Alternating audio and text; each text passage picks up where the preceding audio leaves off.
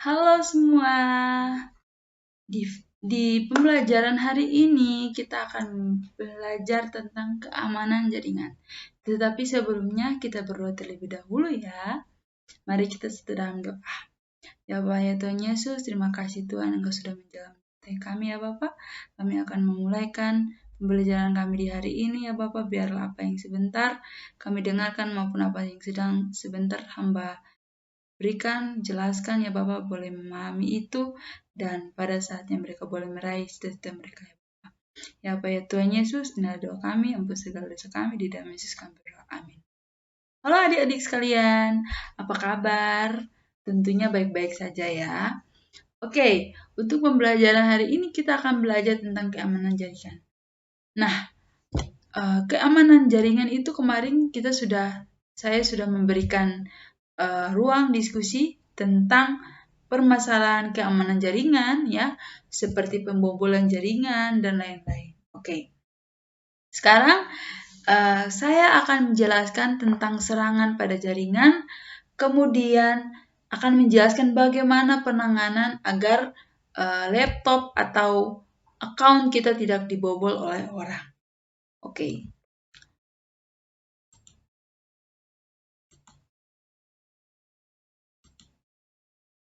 Nah, apa sih keamanan jaringan sebelum kita masuk ke serangan jaringan? Apa itu keamanan jaringan? Nah, keamanan jaringan adalah kata dasarnya adalah aman, ya, aman. Artinya bahwa jaringan kita ini, ya, dia dilindungi ya agar tidak dihack oleh atau tidak diambil oleh orang lain. Oke, kemudian apa sih yang dimaksud dengan hacker? Nah, hacker itu adalah seseorang yang mengambil akan hak kita. Itu yang disebut dengan hacker, ya. Atau kita bisa sebutnya dengan mencuri, ya. Mengambil sesuatu yang bukan hak milik dia. Oke. Nah, pada dasarnya keamanan jaringan itu dia mencakup 3 hal.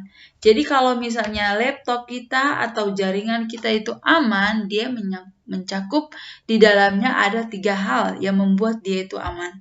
Yang pertama adalah proteksi, ya. Dia memuat konfigurasi jaringan dengan sebaik mungkin sehingga tidak ada server yang dapat membobol akan jaringan atau membobol akan account kita. Kemudian yang kedua, deteksi. Deteksi ini dia mampu mengidentifikasi perubahan konfigurasi sistem atau permasalahan lalu lintas. Ya, contohnya seperti kalau misalnya ada jaringan yang masuk, ya, ada hacker yang masuk. Nah, deteksi ini dia akan mendeteksi siapa yang masuk ke dalam jaringan kita, ya. Atau apakah itu hacker atau dia itu adalah kita, ya kita bisa deteksi ya. Nah, kemudian reaksi. Reaksi itu adalah pengambilan tindakan penanganan terhadap masalahnya ya. Jadi kalau misalnya dia sudah dideteksi, kemudian dia akan muncul reaksi.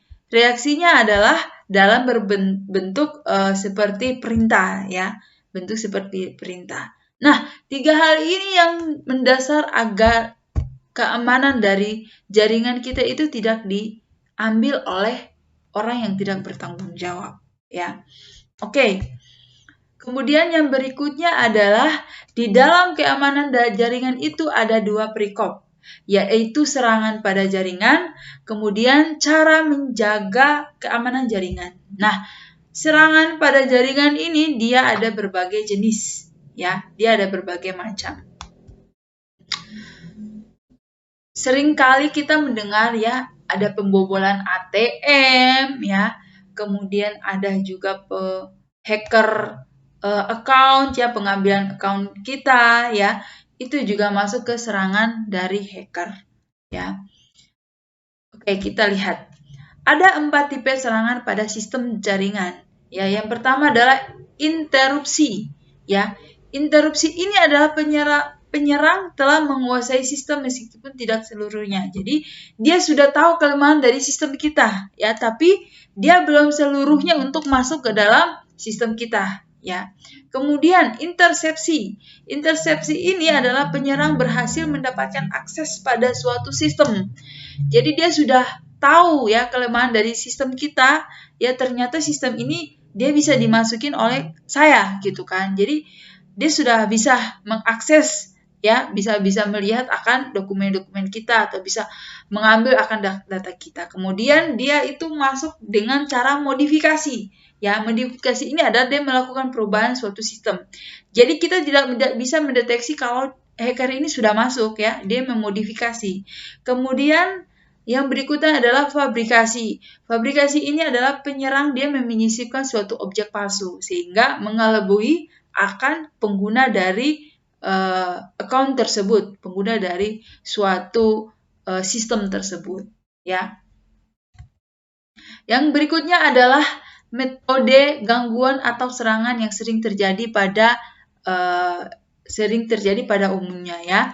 Yang pertama adalah DOS. DOS itu adalah serangan yang bertujuan untuk menghabisi sumber daya pada server jaringan kita, ya, sehingga layanan jaringan akan menjadi terganggu. Jadi kalau misalnya sumber daya kita di laptop itu cepat habis, ya, ataupun memori RAM kita, ya, seandainya RAM kita itu sekian giga, tetapi yang kita simpan itu hanya sekian giga, ya, berarti ada folder-folder atau hacker yang masuk ataupun virus yang masuk ke dalam laptop kita. Itu yang disebut dengan DOS. Kemudian ada juga smoothing, ya. Smoothing ini adalah teknik penentuan data yang dilakukan dengan cara memonitor atau melakukan analisis terhadap paket data yang transmisi dari komputer klien ke web server. Jadi kalau misalnya dia itu dengan cara memonitor, ya. Jadi kalau misalnya hackernya itu sudah tahu ya tentang server kita, dia akan memonitor terus aktivitas kita, apa yang kita buka lewat komputer kita atau web kita. Kemudian IP spoofing adalah serangan yang bertujuan untuk menipu seseorang, ya. Nah, jadi serangan ini dia dilakukan dengan cara dia mengubah alamat asal sebuah paket data, ya. Biasanya itu dulu ada website khusus untuk kita mengelabui akan pemilik akan akun tersebut, ya. Itu ada websitenya, tapi sekarang sudah tidak ada lagi, ya. Nah, jadi serangan ini dia dapat melewati perlindungan firewall dan menipu hostnya penerima data. Jadi seolah-olah itu dia yang mempunyai paket data tersebut. Padahal sebenarnya dia itu adalah hacker. Nah, IP spoofing ini juga sangat banyak, ya. Orang udah banyak tahu tentang IP spoofing, ya. Udah banyak tahu tentang bagaimana cara untuk hack Wi-Fi atau hack data orang, ya. Nah, kemudian Trojan Horse. Trojan Horse ini adalah program yang disisipkan tanpa sepengetahuan dari si pemilik komputer. Nah, jadi jaringan ini juga dikendalikan lewat jarak jauh, ya. Kemudian penyerangnya itu mencuri dengan cara memata-matai aktivitas komputer tersebut. Jadi dia itu mengambil data, dia melihat kita itu dari jauh, tetapi dengan cara dia memata-matai apa aktivitas kita di komputer kita hari ini, ya. Nah, kemudian yang berikutnya adalah probe adalah usaha untuk memperoleh akses ke dalam suatu sistem untuk menemukan informasi, ya. Jadi dia berusaha untuk menemukan akan informasi apa yang kita berusaha untuk mengambil file-file kita, ya. Itu adalah probe. Kemudian scan ini adalah kegiatan probe dalam jumlah besar dengan menggunakan perangkat tertentu secara otomatis, ya. Oke. Yang berikutnya adalah account compromise. Nah, pengguna akun ini dia adalah sebuah komputer secara ilegal. Penggunaannya akun ini adalah sebuah komputer secara ilegal oleh seseorang yang bukan pemilik akun tersebut, yang menyebabkan korban mengalami kehilangan data. Jadi kalau misalnya account kita dihack, dia mulai menyadap akan data kita sehingga kita kehilangan data-data kita, ya. Kemudian juga ada root compromise, ya. Root compromise ini adalah sama dengan account compromise, ya, hanya dia digunakan secara ilegal, ya. Kemudian akibatnya penyerang mengubah kinerja atau mengacak-acak sistem kita, ya. Dia dapat mengacak-acak, menghapus atau bagaimana, ya. Itu adalah root compromise. Kemudian SQL injection, ya. SQL injection ini adalah serangan yang memanfaatkan celah keamanan pada basis data dalam suatu aplikasi tertentu, ya. Jadi kalau misalnya ada celah, ya, dia akan masuk dari pengguna tidak saring dengan benar, ya. Jadi jangan sampai ada celah untuk agar penyerang itu tidak masuk, ya. Kemudian cara menjaga keamanan jaringan. Tadi kita sudah belajar tentang saya sudah menjelaskan tentang serangan dari penyerang. Kemudian saya akan menjelaskan tentang bagaimana cara kita untuk mengamankan akan jaringan kita. Nah, yang pertama adalah pengamanan fisik, ya, berupa fisik yang kita dapat lihat dan kita dapat pegang, ya. Contohnya seperti letakkan komputer server pada ruangan yang khusus, ya. Kemudian gunakan CCTV untuk mengawasi seluruh perangkat jaringan komputer. Kemudian gunakan pipa untuk melindungi kabel-kabel jaringan dari gangguan binatang.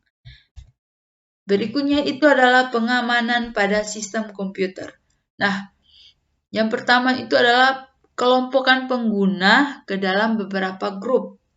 Yang kedua itu gunakan kata sandi yang unik untuk akun pengguna komputer. Nah, ini biasanya berlaku kalau kita ingin mendaftarkan sesuatu, ya, kayak mendaftarkan email, kemudian mendaftarkan media sosial, itu juga membutuhkan kata sandi yang unik. Biasanya mereka kalau misalnya kita menggunakan nama dan tanggal lahir kita, dia otomatis tidak bisa kata sandi kita itu tidak bisa digunakan. Jadi untuk kita membuat account atau akun, kita harus menyiapkan dulu kata sandi yang unik dan sulit untuk ditebak oleh orang. Nah, kita juga dianjurkan untuk mengkombinasi huruf dan angka, ya, agar si penyerang itu dapat tidak bisa menebak akan kata sandi kita. Kemudian minimal 7 karakter, ya. Kalau kita membuat akan kata sandi itu minimal 7 karakter. Kemudian lakukan penggantian kata sandi secara berkala, ya. Contohnya seperti seminggu, 1 bulan sekali atau berapa tahun sekali, ya, kita harus ganti kata sandi secara berkala. Supaya fungsinya agar hacker itu tidak masuk, ya. Kemudian jangan menulis kata sandi pada kertas dan file, ya, karena kalau misalnya kita tuliskan pada kertas atau file, maka kalau misalnya hilang atau file kita dihack, dilihat oleh orang, maka orang tersebut bisa saja menyerang akan server kita. Kemudian gunakan perangkat antivirus mencegah komputer server. Nah, kita bisa gunakan SMADAV. SMADAV ini agar kita tidak terinfeksi dengan virus atau malware atau trojan, ya, atau sejenisnya lah. Biasanya penyerang itu dia memodifikasi sebuah antivirus, dia memodifikasi berbentuk virus atau biasanya aplikasi atau website, ya. Tujuannya apa? Tujuannya agar dia dapat masuk ke dalam server kita. Jadi kalau misalnya kita ingin mendownload sebuah aplikasi, ya, kita ingin kita mendownload aplikasi lewat web, ya, berhati-hati karena bisa saja aplikasi yang kita download itu berbentuk seperti itu adalah virus, ya. Jadi agar perangkat komputer atau server kita itu aman, kita dapat menggunakan akan antivirus, ya. Ada berbagai jenis antivirus, ya. Yang pada umumnya biasanya dipakai itu adalah Smadaf, ya. Oke. Nah, sekian dulu pembelajaran kita hari ini, ya. Semoga bermanfaat. Kita akan bertemu pada pertemuan berikutnya tentang WLAN dan LAN. Bagaimana kita menggunakan jaringan WLAN dan jaringan LAN, ya. Oke. Sebelumnya IFL yang saya ambil di sini adalah karena ini tentang keamanan jaringan dan dia berhubungan dengan hacker. Hacker itu kan seorang yang mencuri. Jadi saya menggunakan ayat Alkitab terdapat dalam Keluaran 20 ayat 8, yaitu jangan mencuri. Jadi jangan sekali-kali kita itu mengambil haknya orang, ya. Itu sama dengan mencuri. Itu melanggar hukum ke berapa tuh? Hukum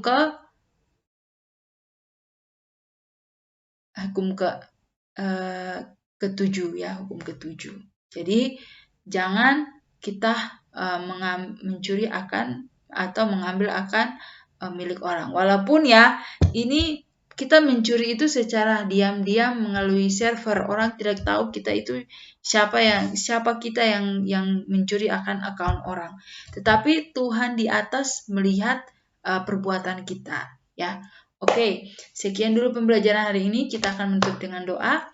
Ya Pak ya Tuhan Yesus, berilah apa yang telah Hamba jelaskan, anak-anak boleh memahami itu dan mereka boleh menjadi bekal untuk masa depan mereka, ya Bapak. Ya Pak ya Tuhan Yesus, inilah doa kami, ampun segala dosa kami yang begitu banyak, di dalam Yesus kami berdoa. Oke, sampai berjumpa lagi pada pertemuan berikutnya. See you next time guys. Bye-bye.